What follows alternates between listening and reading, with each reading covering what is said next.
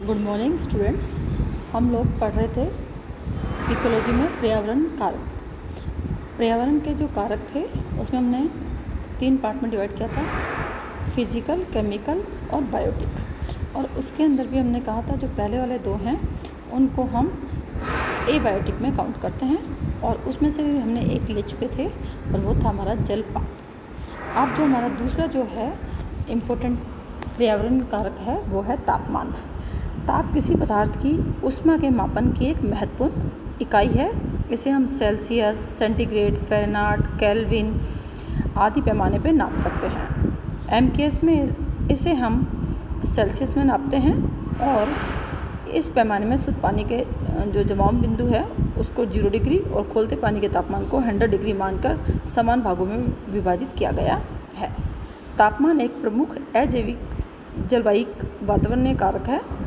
प्रत्येक माध्यम एक विशिष्ट तापमान प्रदर्शित करता है, जैसे जल का अलग, वायु का अलग और मृदा, तीनों अपने एक विशिष्ट तापमान प्रदर्शित करते हैं।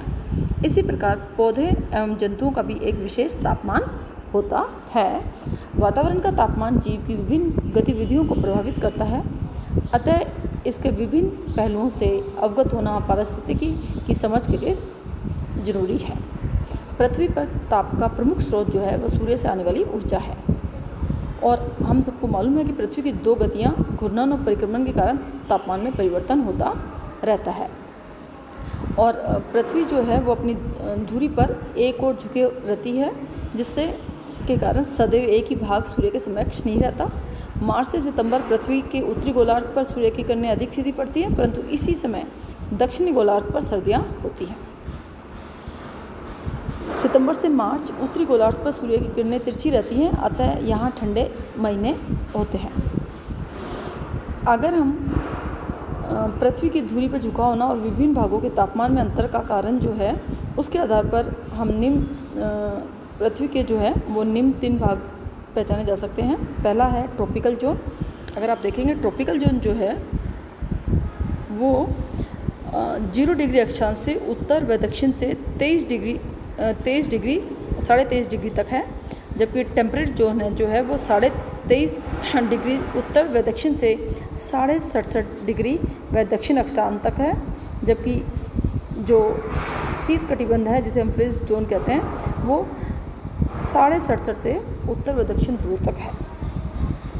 अगर हम इसकी बात करते हैं कि वायुमान का जो तापमान है वो खाली ऐसे ही नहीं बल्कि एक दिन में भी कई बार परिवर्तित होता है।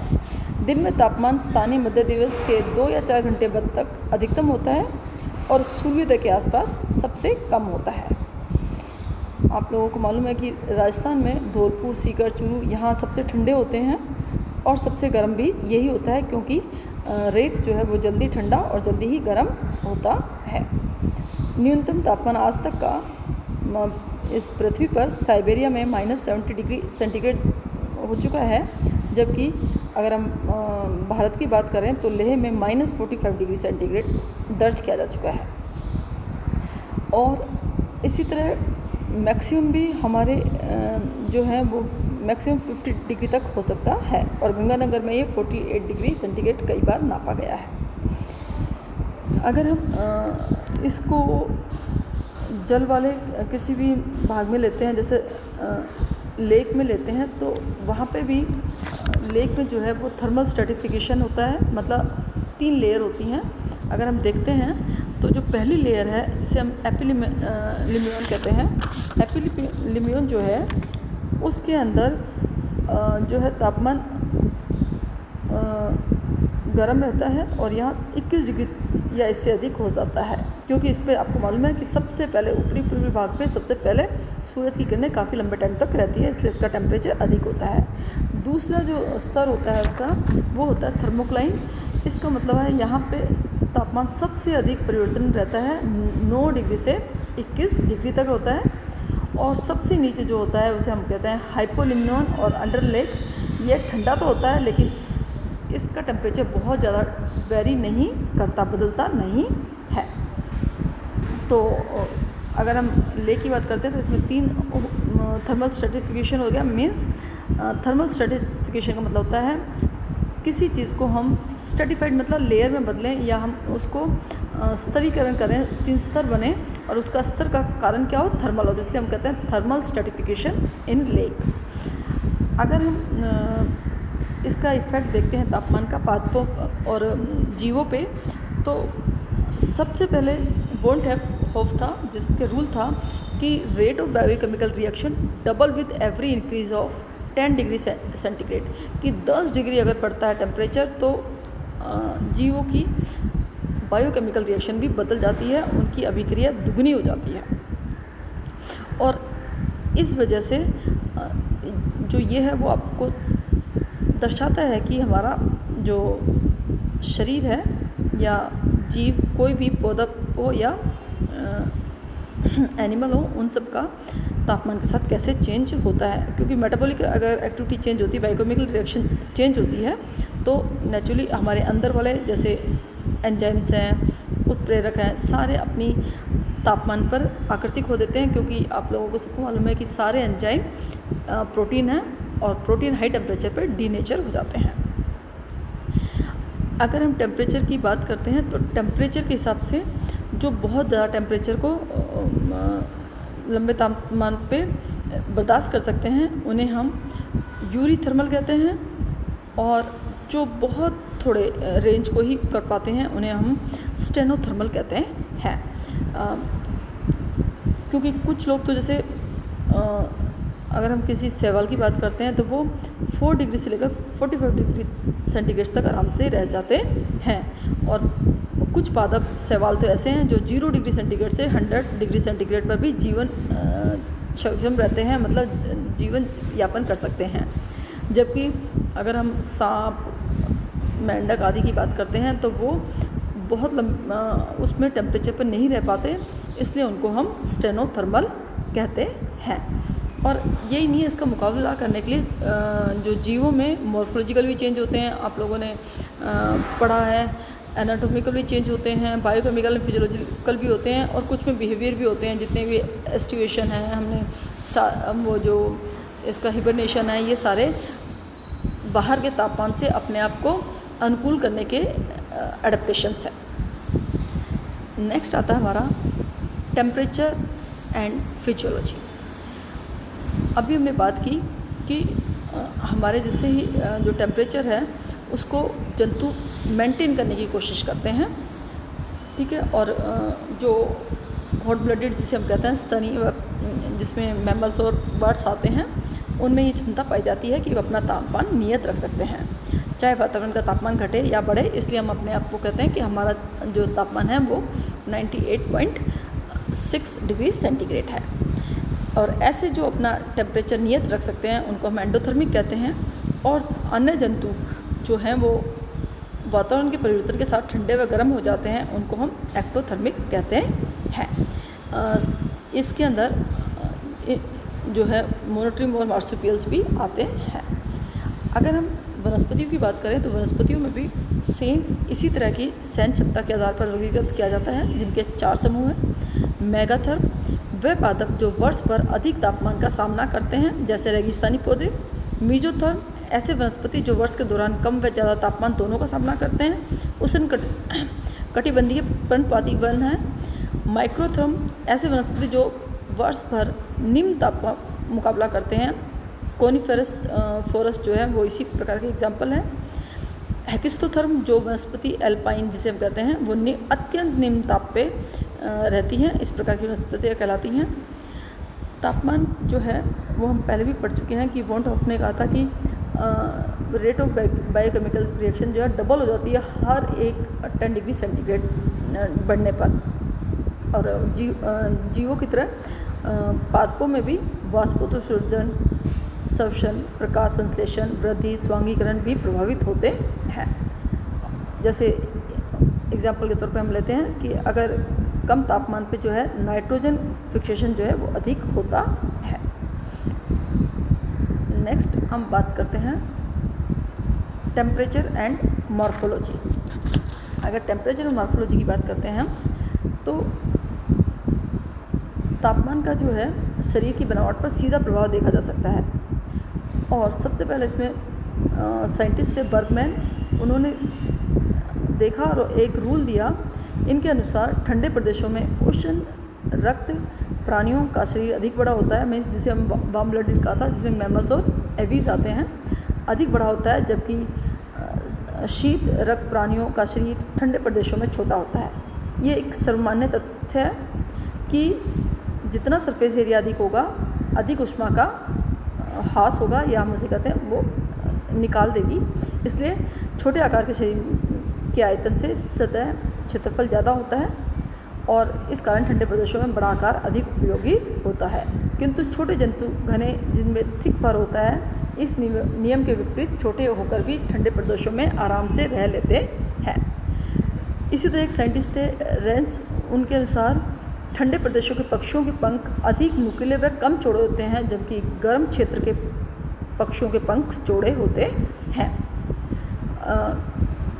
एलन साइंटिस्ट के हिसाब से ठंडे प्रदेशों के जंतुओं के किनारे जैसे कान, तुंड में जो शरीर से बाहर निकले होते हैं, कान, तुंड, थुथन, हाथ पांव, पूंछ आदि गर्म प्रदेशों के समान जंतुओं से छोटे होते हैं। और उन्होंने जो एग्जाम्पल लिया था उसमें थी 3 प्रकार की लोमड़ियों में के तापमान में बढ़ने के साथ ही कान के आकार में वृद्धि देखी जा सकती है।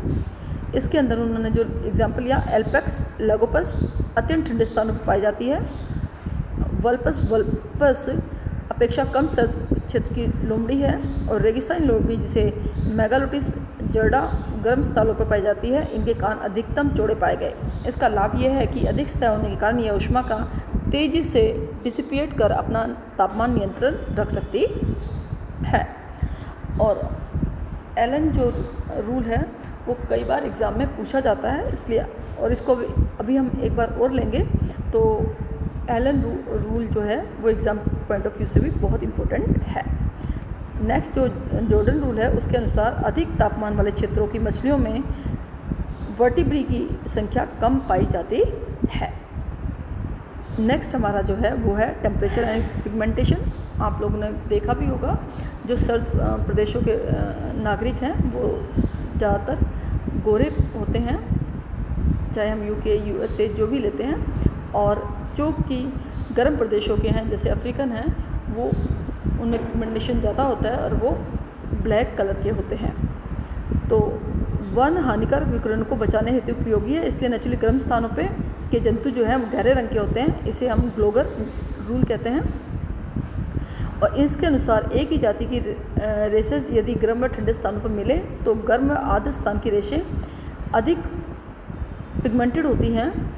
इसके विपरीत अगर मेंढक में जो फ्राइनोसोमा बात करते हैं या हॉर्न टोड की बात करते हैं, उनमें ठंडे स्थानों पर अधिक वर्णता पाई जाती है। और में भी पॉसिबल ये सौर विकिरण को सोखकर शरीर को गर्म रखने हेतु अनुकूलन है।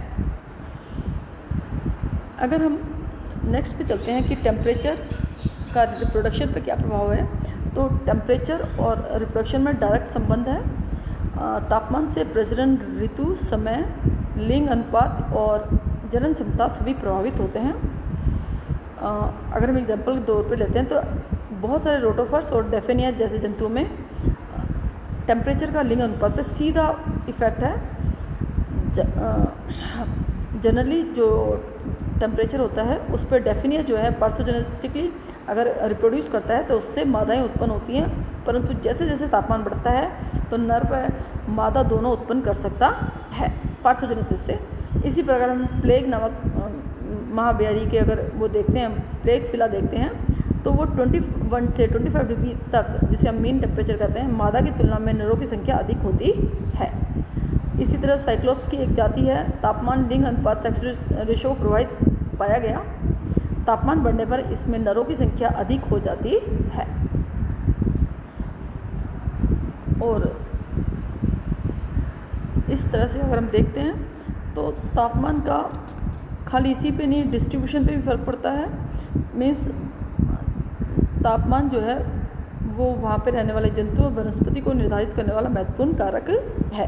जंतु एक विशेष तापमान पर ही अपनी गतिविधियाँ व प्रजनन प्रदर्शित करते हैं, इसलिए विशिष्ट तापरास के लिए ही अनुकूलित होते हैं, अतः उसी क्षेत्र में पाए जाते हैं। इसलिए हम कह सकते हैं कि तापमान वितरण को प्रभावित करता है।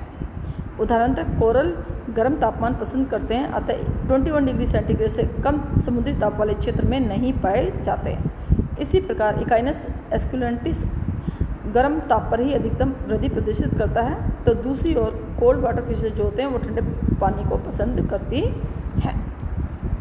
कश्मीर की ट्राउट मछलियाँ भी ठंडे बहते ऑक्सीनेटेड पानी को पसंद करती हैं। और आप लोगों को मालूम है कि अगर तापमान उसकी परास में नहीं आती, में उस रेंज में नहीं आता है, तो वो जो जीव है वो उस हेतु अनुकूलन करता है।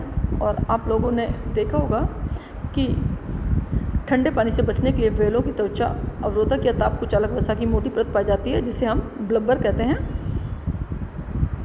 और ब्लबर के शिकार के लिए ही व्हेलों का शिकार किया जाता है। कुछ लोग ऐसे होते हैं, जीव ऐसे होते हैं कि जो कम ताप में पाए जाते हैं और सूर्य सनबाथ के लिए बाहर आते हैं। कुछ ग्रीष्म में निष्क्रिय हो जाते हैं या डोर्मेंसी स्टेज में चले जाते हैं, कुछ शीत में डोर्मेंसी में स्टेज में चले जाते हैं, जिससे कि वो अपने टेम्परेचर को वातावरण के साथ एडजस्ट कर सकें। कुछ जंतु जिसमें मैमल्स और एविज दोनों आते हैं, तापमान से जो समस्याएं उत्पन्न होती हैं, जैसे खाना बंद हो जाता है, बर्फ़ गिर जाती है तो वहाँ पे खाना नहीं है, या इतने हाई टेम्परेचर हो जहाँ पे फिर अगेन पानी नहीं हो, तो इस समस्या से बचने के लिए थर्मल माइग्रेशन प्रदर्शित करते हैं। इससे वे अत्यधिक ठंडे या गर्म स्थान को छोड़कर अन्यत्र चले जाते हैं और अनुकूल मौसम में पुनः लौट आते हैं। ये हमारा जो था वो एक पर्यावरण कारक था, तापमान।